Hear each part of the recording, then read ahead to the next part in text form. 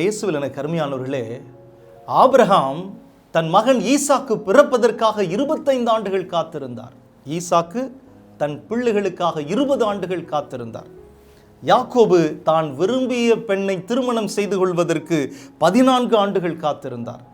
யோசேப்பு தன் துன்பகாலம் முடிந்து எகிப்தின் ஆளுநர் ஆவதற்கு 13 ஆண்டுகள் காத்திருந்தார். மோசே இஸ்ரேல் மக்களை எகிப்திலிருந்து விடுவித்து கொண்டு வருவதற்கு முன்பாக 40 ஆண்டுகள் காத்திருந்தார். தாவீது தான் அபிஷேகம் செய்யப்பட்ட பிறகும் கூட அரசனாவதற்கு முன்னமாக 12 ஆண்டுகள் காத்திருந்தார். முடக்குவாதமுற்ற ஒருவர் தன் முடக்குவாதத்திலிருந்து குணமடைவதற்காக 38 ஆண்டுகள் காத்திருந்தார் என்று யோவான் எழுதிய நற்செய்தி 5வது அதிகாரம் 5வது வசனம் நமக்கு சொல்லுகிறது. நம் ஆண்டவர் இயேசுவும் கூட தன் பணி வாழ்வை ஆரம்பிக்க 30 ஆண்டுகள் காத்திருந்தார். ஆண்டவருக்காக காத்திருப்போர் வெட்கப்பட்டு போவதில்லை என்று திருப்பாடல் 25:3 நமக்கு தெளிவாய் சொல்லுகிறது. எனக்கு அருமையானவர்களே, நீங்கள் நினச்ச ஒரு காரியம் நிறைவேறும் என்று சொல்லி ரொம்ப காலமாக காத்துக்கிட்டு இருக்கிறீங்களா? கவலைப்படாதீங்க, நிச்சயமாக அது நிறைவேறியே தீரும். ஆண்டவர் சொன்னது தான். ஒருவேளை தாமதிக்கலாம், ஆனால் ஒருபோதும் தடைபடாது. ஐசியா மேத்யூஸ் என்பவர் 54 ஆண்டுகள் தான் செய்யாத ஒரு குற்றத்திற்காக சிறையில் அடைக்கப்பட்டார். அவர் எப்போ சிறையில் அடைக்கப்பட்டார் தெரியுமா? 18 வயசில். 18 வயது உள்ள ஒரு இளைஞனுக்கு என்னென்ன கனவுகள் இருந்திருக்கும் யோசிச்சு பாருங்க. வாழ்க்கையை எப்படியெல்லாமோ வாழணுங்கிற ஆசை இருந்திருக்கும் இல்லையா? ஆனால் அப்போதான் அவருடைய வாழ்வு அவரிடமிருந்து பறிக்கப்படுகிறது. அவனுக்கு துணை செய்வதற்கு யாருமே கிடையாது, துணையாக நிற்பதற்கு குடும்பம் கிடையாது. அவன் குற்றமற்றவன் என்பதை நிரூபிக்க அவனிடம் பணம் கிடையாது. அவனை பற்றி கவலைப்படுவதற்கு ஒருவரும் கிடையாது. அவனுக்காக குரல் கொடுப்பதற்கு அந்த நாட்டில் ஒரு அமைப்பும் கிடையாது. தான் அறியாத ஒரு திருட்டுக்கு அவன் குற்றம் சாட்டப்பட்டான்.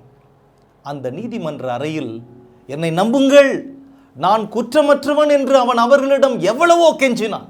ஆனால் அவர்கள் அவன் சொல்வதை நம்பவில்லை. மாறாக சிறையில் அடைத்தார்கள். 18 வயதில் தன் சுதந்திரம் தன் கண் முன்னாலேயே அழிந்ததை அவன் பார்க்கிறான். யாரும் அவனை பார்க்க வரவில்லை. யாரும் தொலைபேசியில் கூட அவனை அழைக்கவில்லை. அவன் இருப்பதை உலகம் மறந்துவிட்டது. 54 ஆண்டுகளாக அவன் தினமும் காலையில் அந்த குளிர்ந்த சுவர்கள் மற்றும் இரும்பு கம்பிகளை வெறித்து பார்த்து கொண்டிருந்தான். அவன் சொல்லுகிறான், நான் எல்லாவற்றையும் தவறிவிட்டேன்.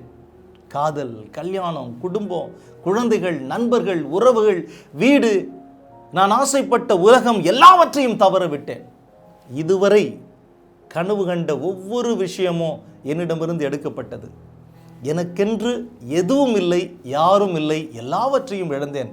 ஆனாலும், நல்லா கவனிங்க, அவன் சொல்றான், ஆனாலும் ஒவ்வொரு இரவும் நான் ஜெபம் செய்தேன். ஒரு நாளும் ஜெபம் செய்ய மறந்ததே இல்லை. அந்த இருள் சூழ்ந்த நேரத்திலும் கூட, அந்த கொடுமையான நேரத்திலும் கூட நான் கடவுள் என்னுடன் இருப்பதை உணர்ந்தேன். அவருடைய பிரசன்னத்தை என்னால் உணர முடிந்தது. நான் அந்த சிறையில் உட்கார்ந்து என் இதயத்தின் பாரத்தையெல்லாம் அவரிடத்தில் ஊற்றுவேன். உலகம் என்னை மறந்த போதும் என்னால் உயிருடன் வாழ முடிந்தது. காரணம், அவர் என்னோடு கூட இருந்தார். 3 ஆண்டுகளுக்கு முன் என் வாழ்வில் ஓர் அதிசயம் நடந்தது. 54 ஆண்டுகளுக்கு பிறகு ஒரு இளம் வழக்கறிஞர் என் வழக்கை எடுத்துக்கொண்டார். நான் நிரபராதி என்ற உண்மை வெளியே வந்தது. நான் அந்த சிறையிலிருந்து வெளியே வந்தேன். சிறையை விட்டு நான் வெளியே வந்தபோது என் முதுகில் இருந்த ஓரிரு ஆடைகள் மற்றும் கடவுள் மீது நான் வைத்திருந்த நம்பிக்கையை தவிர வேறொன்றும் எனக்கு இல்லை. எல்லாவற்றுக்கும் பிறகும் கூட கடவுள் எனக்காக ஒரு நோக்கம் வைத்திருப்பதாகவே நான் நம்பினேன்.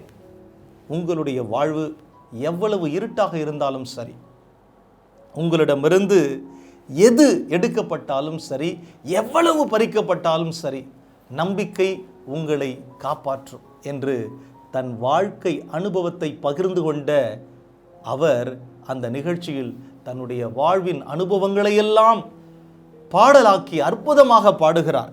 அவருடைய அனுபவத்தையும் பாடலையும் கேட்ட அந்த அரங்கத்தில் இருந்த ஒவ்வொருவருடைய கண்களில் இருந்தும் கண்ணீர் கசிந்தது. அவருடைய வாழ்வும் கூட மாறினது. எனக்கு அருமையான என் அன்பு சகோதரனே, அன்பு சகோதரிகளே, நாமும் கூட ஏதோ ஒரு காரியத்திற்காக காத்திருக்கிறோம். அது தாமதிக்கும் போது என்னடா இது நடக்கவே மாட்டேங்குதே அப்படின்னு சொல்லி மனசு உடைஞ்சு போகிறோம். கடவுள் என் கூட இருந்தா, அல்லது என் வாழ்க்கையில் கடவுள் இருந்தா இப்படியெல்லாம் நடக்குமா என்று சொல்லி சில நேரங்களில் புலம்புறோம். ஆனால் இந்த ஐசியா மேத்யூஸ் 54 ஆண்டுகளும் சிறையில் இருந்தபோதும் கூட நம்பிக்கையோடு இருக்கிறார். அவர் நம்பின ஆண்டவர் அவருக்காக காத்திருந்த இவரை ஒரு நாளும் கைவிடவே இல்லை என்று அவரே சான்று பகர்கிறார். தான் நம்பினபடியே அவரை ஒரு நாள் சிறையில் இருந்து விடுவித்து அவரை ஆசீர்வதித்து உயர்த்தினார். நீங்களும் நானும் கூட நம்பிக்கையோடு காத்திருப்போம். நாம் நம்பும் தேவன் நம்மை ஒரு நாளும் கைவிட மாட்டார். நிச்சயமாக விடுவித்து ஆசீர்வதித்து உயர்த்துவார். நான் தொடக்கத்தில் சொன்னதை போல ஆபிரகாம், ஈசாக்கு, யாக்கோபு, யோசேப்பு, தாவீது எல்லாரும் ஆண்டவர் சொன்னவை நிறைவேறும் என்று சொல்லி அப்படியே அவருக்காக காத்திருந்தார்கள். அதே போல நீங்களும் நானும் கூட நம்பிக்கையோடு காத்திருப்போம். ஏற்ற காலத்தில் அவர்களை ஆசீர்வதித்து உயர்த்தின தேவன் உங்களையும் கூட ஆசீர்வதித்து உயர்த்துவார். இப்பொழுது நாம் ஜெபிப்போம்.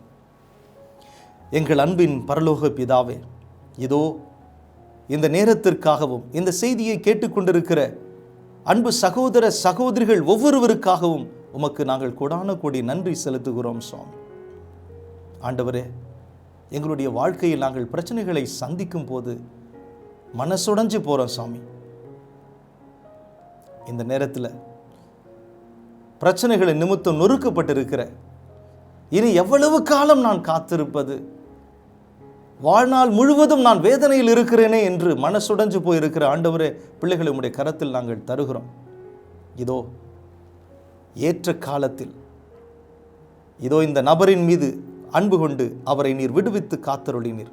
உமக்காக காத்திருந்த எல்லாரையும் ஆண்டவரே நீர் ஆசீர்வதித்தீர், விடுவித்தீர் சாமி, உயர்த்தினீர். அதே போல கூட இன்றைக்கும் நோயோடு இருக்கிற உம்முடைய விடுதலைக்காக நீர் தருகிற ஆசீர்வாதத்திற்காக காத்து கொண்டிருக்கிற அன்பு சகோதர சகோதரிகளின் மீது உம்முடைய திருக்கரத்தை வைத்து ஆசீர்வதித்து அந்த பிரச்சனைகளிலிருந்து விடுதலையை தந்து உயர்த்துவீராக ஜெபிக்கிறோம் இயேசுவின் நாமத்தில் நல்ல பிதாவே, ஆமென்.